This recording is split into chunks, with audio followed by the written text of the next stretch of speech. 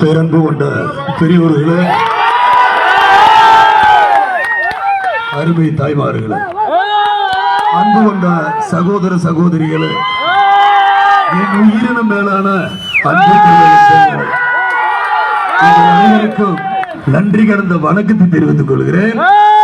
தேசிய முற்போக்கு திராவிட கழகம் செப்டம்பர் 14 2005 என் ரசிகர் மன்ற மாநில மாநாடு வைத்து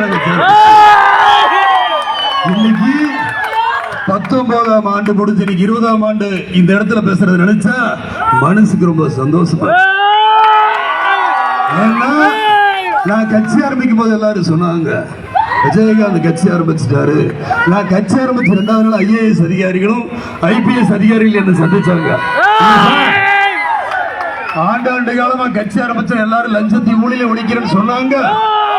வரைக்கும் எதுவும் பண்ணலையே, நீங்க எப்படி ஒழிக்க போறீங்கன்னு சொன்னாங்க. நான் ஒரே வாக்குல சொன்னேன், நீங்க எங்க ஓட்டு ஒழுங்க போட்டீங்க? கடைசி நேரத்தில் யார் 100 ரூபா 50 ரூபா கொடுக்குற அங்க ஓட்டு போட்டீங்கன்னா உங்களுக்கு லஞ்ச ஊழல் எப்படி ஒழியும்? இதுதான் என்னுடைய வாதம். உங்களுக்காக நான் இருக்கேன், எனக்காக நீங்க இருந்தா போதும்னு.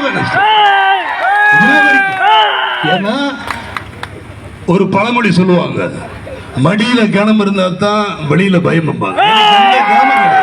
எந்த பயமும் கட்சி ஆரம்பிக்கும் போது சொன்னாங்க, அந்நியார் அவர்கள் கூட ஆலோசனை எடுத்துக்கிட்டேன்.